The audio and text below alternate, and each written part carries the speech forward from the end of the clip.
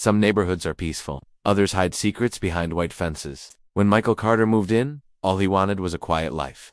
But what he got was surveillance, sabotage, and a neighbor who'd do anything to drive him out. She crossed the wrong man. Because Michael isn't just any homeowner, he's a former cop who knows how to fight back the right way. This isn't just a story about a pool dispute. It's about standing your ground, exposing lies, and delivering quiet justice. Imagine a warm summer afternoon in a high-end suburb of Atlanta. Michael Carter, a retired officer with 15 years on the force, was finally enjoying the life he'd worked so hard to build. Years of penny pinching and clocking in extra hours had paid off. He now owned his dream home. A sleek two-story house, complete with a pristine backyard pool that shimmered beneath the Georgia sunshine. As he relaxed in his deck chair, soaking in the peaceful breeze, that quiet was suddenly ripped apart by the blare of sirens.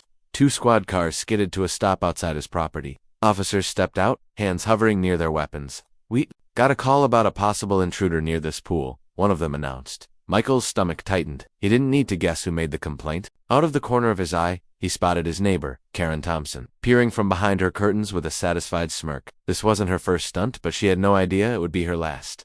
Let's rewind to how it all started too. Months before, Michael had just begun unpacking after moving into his newly purchased home. It was a dream come true, the kind his parents had always hoped for him but never reached. This neighborhood was known for its status, and his home was immaculately kept, especially the pool that had sealed the deal for him. As he adjusted the chairs on his patio that first day, he noticed a figure standing across the street. It was Karen, planted at her second-floor window, phone in hand, staring directly at him as if sizing him up.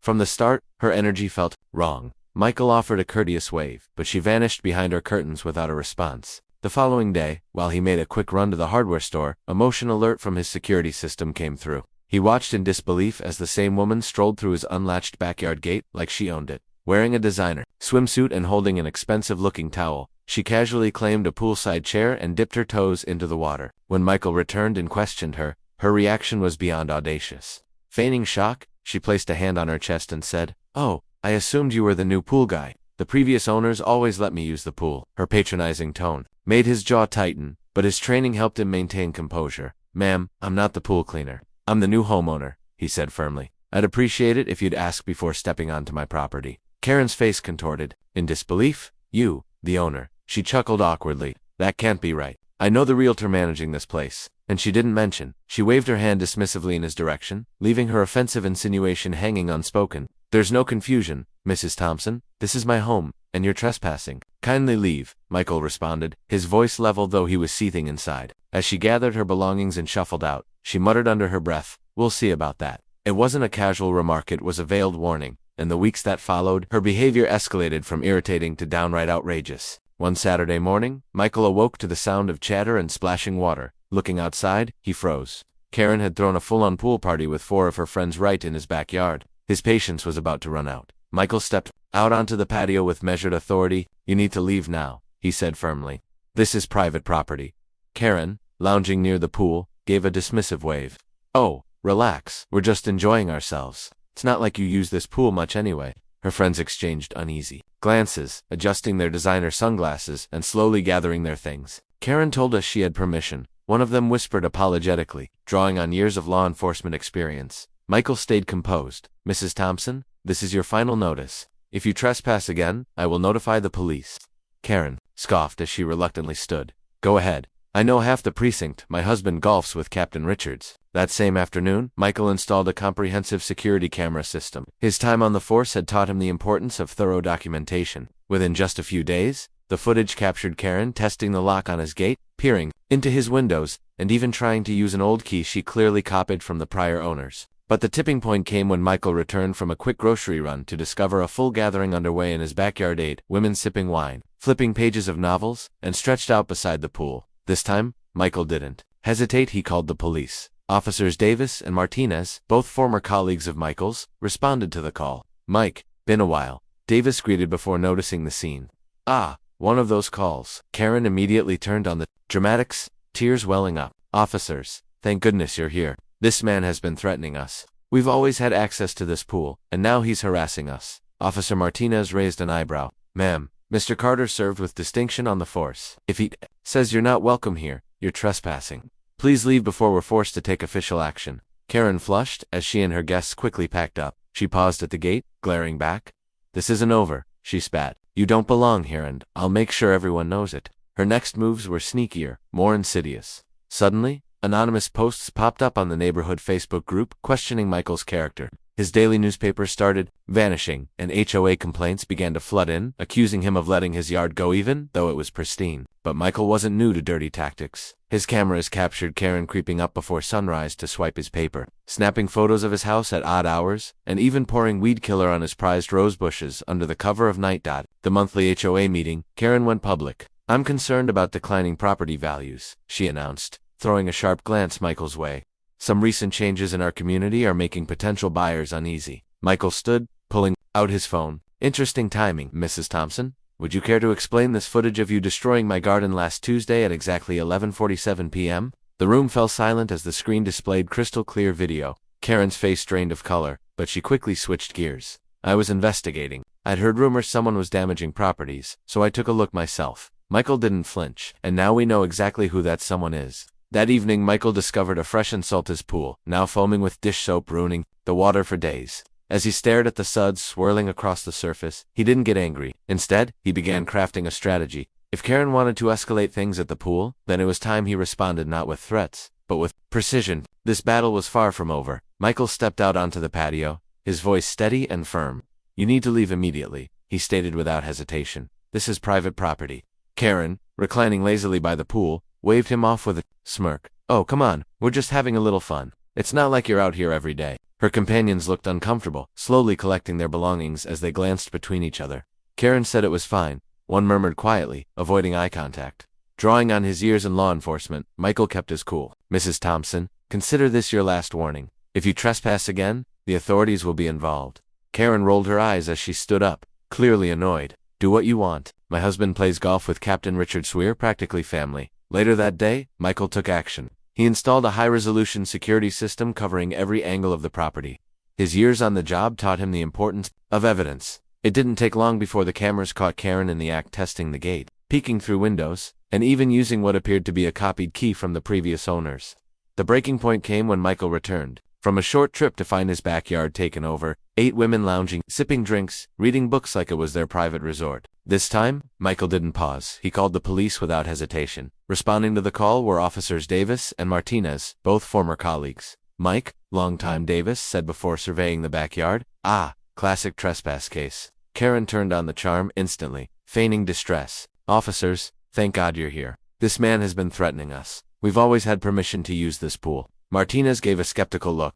"Ma'am, Mr. Carter is a respected former officer. If he says you're not welcome, that means you're trespassing, leave now, or face charges." Karen, fuming, began gathering her things. At the gate, she stopped and hissed, "This isn't over. You don't belong in this neighborhood, eel. Make sure people remember that." Karen shifted tactics, opting for underhanded methods. Suddenly, suspicious posts started appearing on the neighborhood social media page and anonymously criticizing Michael. His newspaper stopped showing up. Petty complaints began flooding the HOA about yard neglect, though his lawn was immaculate. But Michael was used to smear campaigns. His surveillance caught her red-handed stealing his paper at dawn, lurking around to snap invasive photos, and even dousing his rose garden with herbicide under the cloak of darkness. At the next HOA gathering, Karen went on the offensive. "I'm deeply concerned about the future of our neighborhood," she said, throwing a deliberate look at Michael. "Certain recent arrivals seem to be affecting property values." Michael stood calmly, holding up his phone. "Is that so, Mrs. Thompson? Then how do you explain this footage of you vandalizing my garden last Tuesday night at exactly 11:47 p.m.? The room went silent as the screen showed Karen clearly on camera. Her face went pale, but she quickly pivoted. "I was investigating. I heard someone was damaging yards and went to check for myself." Michael didn't blink. "Well, mystery was you." That night, Michael found another provocation. His pool was filled with thick, soapy foam. The water was ruined. But instead of losing his temper, he sat down to think. Karen clearly wanted a war. Fine, he'd give her one, but not with shouting, matches, or legal threats. He would respond with precision, strategy, and patience. If she wanted to play games at the pool, he was ready to outmaneuver her. This wasn't over, not by a long shot. Michael walked out onto the patio, his tone cool and controlled. "You need to go now," he said flatly. "This isn't a public space." Karen, lounging by the pool like she owned it, gave a dismissive wave. "Oh, relax. We're just enjoying the sunshine. You're barely out here anyway." Her friends shifted, awkwardly, quietly gathering their belongings, unsure of what to do. "Karen told us it was fine. one whispered, avoiding Michael's eyes. Drawing on years of police discipline, Michael stayed composed. Mrs. Thompson, this is the final warning. Next time, I won't be asking, I'll be filing a report. Karen stood up, irritated. Go ahead. My husband plays golf with Captain Richards. We're not exactly strangers around here. That afternoon, Michael acted fast. He installed a top-tier security camera system with full coverage of the property. Years on the force had taught him one thing: always document everything. It didn't take long before he had what he needed: footage of Karen trying the gate, peeking through his windows, and even slipping in with what looked like a duplicate key. The final straw, returning from an overnight trip to find his backyard, taken over IT women sunbathing, sipping wine, and treating his space like a country club. Michael didn't hesitate this time. He called the police immediately. Responding to the scene were Officers Davis and Martina's old colleagues from the precinct. Mike, been a while, Davis said as he scanned the yard. Yep, textbook trespassing. Karen immediately turned on the drama. Officers, thank goodness. This man has been harassing us. The previous owners always let us use the pool. Martinez raised an eyebrow. Ma'am, Mr. Carter served with us. If he says you're not allowed here, you're trespassing. Either leave now or deal with charges. Karen packed up furiously. At the gate, she muttered, this isn't over. You don't fit in here. I'll make sure you regret staying. Karen switched to a more covert approach. Anonymously written posts began circulating in the neighborhood Facebook group. Subtle digs, clearly aimed at Michael. His newspaper stopped arriving. HOA complaints started popping up about weeds or trash completely fabricated. But Michael, new smear campaigns, when he saw one, his cameras captured everything. Karen swiping his paper before sunrise, sneaking around to take pictures, even dumping chemicals on his roses late at night. At the next HOA meeting, Karen doubled down. We need to talk about maintaining our community standards, she said, casting a not-so-subtle glance toward Michael. Some recent homeowners may be harming our property values. Michael stood, calm and ready. That's interesting, Mrs. Thompson. Care to explain this? He tapped his phone and played footage of her walking into his yard and spraying his plants. The room went quiet. Karen's face turned ghostly. She fumbled. I was, investigating. I heard someone was damaging gardens. I was just checking. Michael didn't flinch. Looks like you found the culprit. Later that night, Michael discovered the latest on his pool had been turned into a foamy mess. The water was ruined. But he didn't rage. He sat down and started planning. Karen clearly wanted to provoke him into overreacting, but she'd underestimated him. If she wanted to escalate this, he was going to play it smarter. He wouldn't fight fire with fire, he'd fight with strategy, patience, and quiet precision. Karen had started this war. Michael was more than ready to finish it. Michael stood on the patio, but firm. You need to leave right now, he said without emotion. This is private property. Karen, reclining by the pool, as if she owned it, waved him off. Oh, come on, we're just getting some sun. You're hardly ever out here anyway. Her friends looked uncomfortable, quietly gathering their items. Karen said it was okay. One of them mumbled, avoiding Michael's gaze. Drawing from his law enforcement experience, he kept his composure. Mrs. Thompson, this is your last warning. Next time, I won't be asking, I'll be filing a complaint. Karen stood, annoyed. Go ahead. My husband golfs with Captain Richards. We're not exactly nobodies here. That same afternoon, Michael took action. He installed a high-grade security system that monitored every angle of the property. His time as a police officer had taught him the value of solid evidence. It didn't take long before he captured what he needed: clips of Karen fiddling with the gate, peering through his windows, and even sneaking in with what looked like a copied key. The tipping point came after a weekend away. He returned to find 8 women lounging in his yard, sipping wine and treating the place like their own retreat. This time he called the authorities without hesitation. Responding officers were Davis and Martinez, both former co-workers. Mike, long time, Davis said while surveying the scene. Classic case of trespassing. Karen immediately flipped into performance mode. Officers, thank goodness you're here. He's been harassing us. The last owners always welcomed us. Martinez gave her a skeptical look. Ma'am, Mr. Carter served with us. If he says you're not allowed here, then you're not. Leave now, or face legal consequences. Karen stormed off. At the gate, she hissed. This isn't finished. You don't belong. Karen, I'll make sure you regret moving in. Karen then opted for underhanded tactics. Anonymously posted gossip began appearing on the neighborhood's Facebook group. Subtle jabs, clearly targeting Michael. His daily paper stopped showing up. Fake HOA complaints started rolling in about trash and weeds. But Michael had seen smear tactics before. His cameras caught everything. Karen nabbing his newspaper before sunrise, sneaking onto his property to snap photos, even pouring substances on his flower beds under cover of night. During the following HOA meeting, Karen escalated. Need to uphold community standards, she said, throwing a sideways glance at Michael. Some new residents may be dragging down our home values. Michael stood confidently. Funny you mention that, Mrs. Thompson. Care to explain this? He tapped his phone. playing a video of her entering his yard and spraying his plants. The room went dead silent.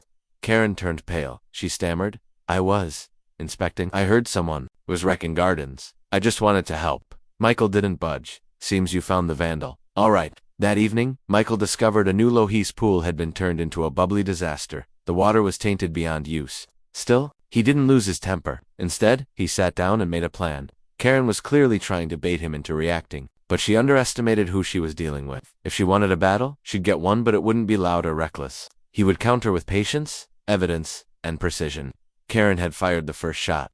Now, Michael was ready to end this conflict on his terms. Karen's moving truck finally pulled away, and Michael stood quietly on his deck, sipping a cold lemonade. It wasn't the kind of victory he'd imagined loud or triumphant, but a quiet satisfaction that came from knowing he'd stood his ground with dignity. What truly amazed him was how the ordeal had rallied the neighborhood. People who once only nodded in passing now shared coffee, helped each other with yard work, and spoke freely. That bitter conflict had, unexpectedly, built something stronger. 12 months later, the pool Michael once defended so fiercely had become a favorite hangout for local families. The couple that purchased Karen's house, a warm and down-to-earth pair raising twin girls, fit right in. Their daughters joined the local swim team, and Michael found himself volunteering to help with their training every other weekend. The hostility had faded, replaced with laughter and splashes echoing through the backyard. What was once tense territory was now a place of joy. Guests who stopped by often noticed a small photo near the gaita, snapshot of people dashing down the street covered in bright green pool dye. When asked about it, Michael would just chuckle and say, "That's just a little souvenir reminder that karma likes to leave a mark." No one pressed further. The point was clear. The camera system still kept watch, but the scenes it captured now were far more wholesome: birthday parties, kids' swim lessons, and neighbors enjoying barbecue nights under string lights. Even the dreaded HOA meetings had changed. Gone were the lectures about property value and paint swatches. Now the gatherings were short, friendly, and focused on real improvements. No one missed the power plays or Karen's pointed remarks. Last week, Michael's inbox pinged with an unexpected email and article from a local news outlet in another state. Apparently, Karen had resurfaced, now making headlines for trying to claim access to a neighbor's tennis court. Michael laughed out loud, marked the message as read, and went outside to catch the sunset. Floating in the calm blue water, Michael let his thoughts wander. He didn't feel anger anymore, just clarity. This whole journey had taught him something. Most people don't learn until much later. Revenge doesn't have to be loud. Sometimes, the best answer is showing people that their bullying can't shake you, and that strength doesn't always look like shouting. It looks like holding your line with grace. His pool had become more than just a backyard luxury. It was a symbol of everything he'd earned: peace, respect, and the right to be himself without apology. For anyone who's dealt with entitlement, remember this: there's power in patience and in letting truth speak louder than rage. And yes, it helps to have a solid security system and maybe a little dye on hand for dramatic effect. If you've ever faced a Karen in your life, drop your story in the comments and don't forget to like, share, and subscribe for more stories where justice makes a splash.